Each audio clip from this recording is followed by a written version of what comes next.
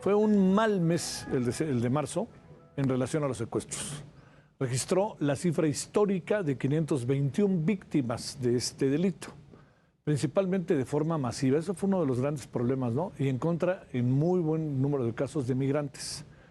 De acuerdo con datos de la Organización Alto al Secuestro de Isabel Miranda de Wallace, se trató de una alza de 317% respecto a febrero de este mismo año. O sea, de febrero a marzo, ve usted la diferencia, 125 contra 521.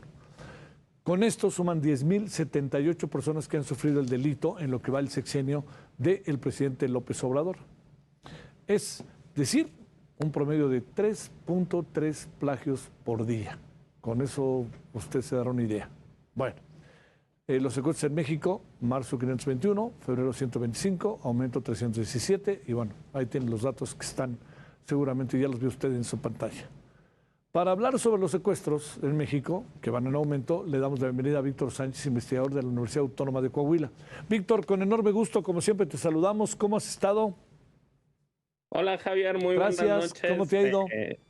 Excelente, a la orden como siempre. Oye, particularmente el norte vivió muchos secuestros, ¿no? Se incrementó sin la menor duda el número de secuestros de manera alarmante de un mes a otro, ¿verdad? Sí, digo, a ver, pues como bien señala la organización Alto al Secuestro, se puede explicar el fenómeno de marzo. Digo, hay que decir pues que estamos frente a un mes bastante atípico en el fenómeno. Pues experimentamos los 66 secuestros en Sinaloa, en Culiacán, Sinaloa, otros tantos en la zona metropolitana, bueno, en los municipios de alrededor de la zona metropolitana de Monterrey. Secuestros de migrantes también en el estado de Tamaulipas, aunque también pues en estados como Chiapas, Oaxaca, en el sur. O sea, a final de cuentas, lo que explica la diferencia entre uno y otro, o sea, si vemos el propio reporte de la organización, dice que en febrero hubo 75 eventos y en marzo 84. Lo que cambia es que en un evento, pues se secuestran a 66 personas o 85 migrantes. Es decir, lo que cambia no es tanto el número de incidentes, sino el número de víctimas.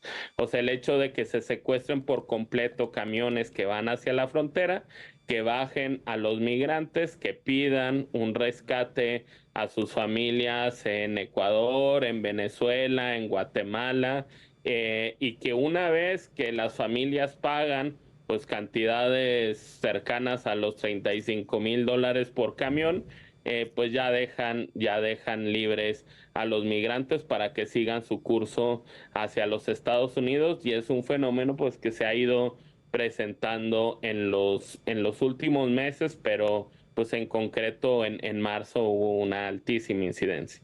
Oye, a ver, digamos, como un delito, pues yo diría que verdaderamente terrible, brutal, por lo que significa la violencia, la privación de la libertad, las familias. ¿Cuál va siendo la reacción del gobierno, del Estado, de los estados, de los gobiernos de los estados? Por ejemplo, que te secuestren a 90 y te diga un gobernador, son cosas que pasan.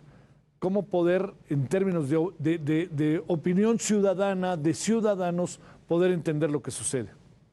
Pues es que yo creo que eso es lo más grave del asunto, porque prácticamente nadie, salvo los medios de comunicación, o sea, es decir, las autoridades no hablan de los secuestros de los migrantes, ni siquiera se reportan. O sea, es decir, estaba viendo las cifras del propio secretariado, y el secretariado, haz de cuenta que reporta 29 secuestros en febrero contra 30 secuestros en marzo. O sea, es decir, estas cifras, las que se ofrecen, pues se ofrecen a partir de la cifra negra, que no está reflejada propiamente en los reportes públicos, en la incidencia pública, pero que sí los medios de comunicación y las propias organizaciones ciudadanas se están dando cuenta de estos secuestros.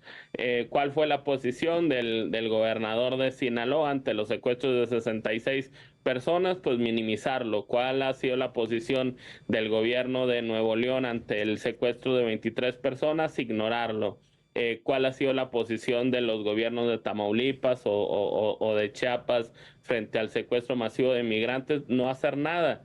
Entonces, lo paradójico del asunto es que estamos frente a una crisis que ven crecimiento. Digo, más allá de que podamos decir que pues, la confluencia de factores hicieron que marzo fuera un mes atípico, lo cierto es que hay un fenómeno que va en crecimiento y que no se está atendiendo de manera adecuada ni por el gobierno federal ni por los gobiernos de los estados. Oye, para cerrar, digamos, como que encontraron ya caminos también en relación al delito, ¿no? Al secuestro. Da la impresión de que esto difícilmente podría reducirse, sino más bien es un nuevo camino que empieza a ver un poco como la delincuencia organizada, por lo que esto le puede significar, ¿no? O sea, si no hay una respuesta rápida, si es un hecho que, bueno, son cosas que pasan, pues la delincuencia organizada entra en jauja, ¿no?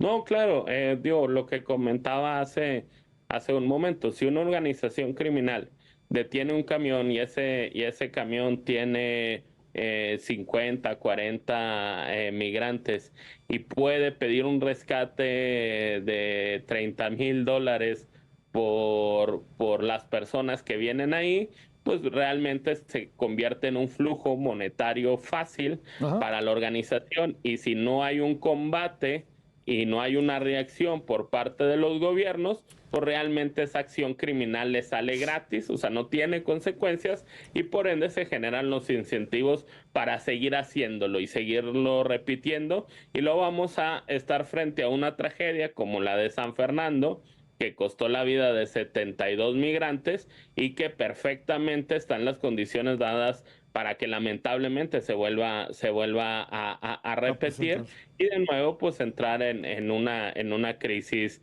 internacional porque en México pues se vulnera el derecho humano básico que es el derecho a la vida. Te mando un gran saludo, Víctor. Gracias que estuviste con nosotros. Saludos hasta Coahuila. Todo un placer. Gracias. Nos vemos. Buenas noches. Buenas noches.